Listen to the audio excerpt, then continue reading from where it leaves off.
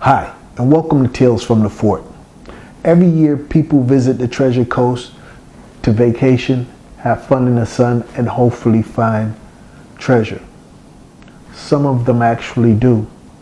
And as far back as the early 1900s, doctors have been prescribing a visit to the Treasure Coast as a remedy for their ailing patients. But do you know the tragic story of how the Treasure Coast got its name? Well, sit tight. You're about to learn that story right here, right now, on Tales from the Fort.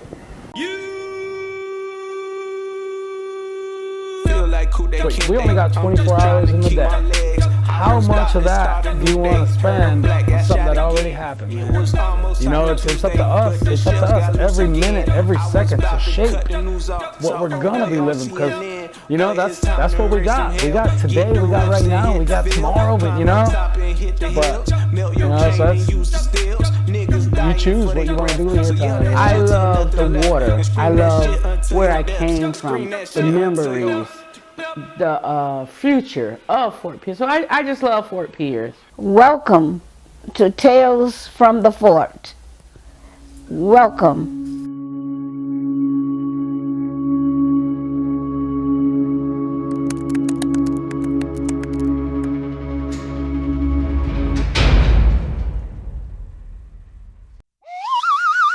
Don't forget to subscribe, like, and share.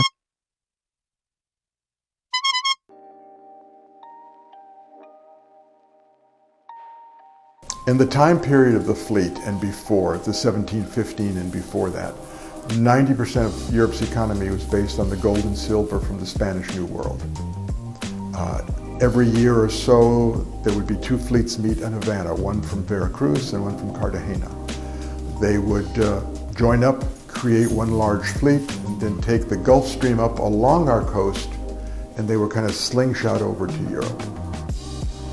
The ships themselves were in effect purpose-built. They were made to carry heavy cargoes because gold and silver are heavy metals, and they were made to be heavily armed. The bad part was they were very slow. So they could fight their way out of a lot of things, but they couldn't run away from a lot of things. When I'm speaking here at the museum to people of a certain age, I point out it's a lot like the B-17 during World War II. It was heavily armed, carried a respectable bomb load, but it didn't go that fast. When the war started, fighter planes could still outrun it, so that they have to be well protected.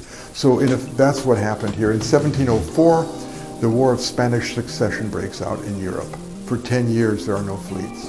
And you can imagine fighting a war for 10 years with no income coming in. It's over in 1714. The first fleet of sail is 1715. It's probably, and I believe wholeheartedly, that's probably the most valuable fleet in today's money that ever sailed.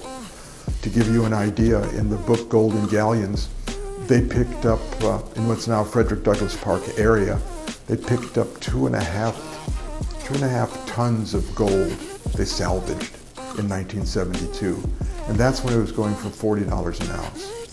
And as I understand now, it's going for $1,800 an ounce. So you can see 10 years of accumulated gold and silver, plus the people who couldn't make it back themselves, they had their own fortunes that they brought along. And much of it was in jewelry and in chains, because if they put it all in ingots, the Crown would take a percentage, a shipping fee. They put an important person in charge who, as we know, important people don't necessarily know what they're talking about, but we do know that they exist. And he was ignoring all the warnings that a hurricane was coming. Everybody from the common barefoot sailor climbing the mast to the captains who were under him were saying, we have a storm coming. He was under the impression, as I understood from the book, that he can outrun it because they had sails and wind pushes you fast. 48 hours later, the entire fleet is sunk along our coast, the Treasure Coast, and 1,500 people are dead. And when Europe finds out, they start to go into depression because all this money they've been waiting for is not coming. One of the first things that they did, of course, the survivors, was to start salvaging. And that's where they turned to the A's Indians, because at that time many sailors couldn't swim because It was God's will. If you were to die, you were to die. And they all knew they were sinners because they had a really good life. On the other hand, if you're out in the middle of the ocean, how good do you have to be a swimmer? So there's a practical side to all of this. So they hired the A's Indians who could swim and dive, and they were bringing up the treasure.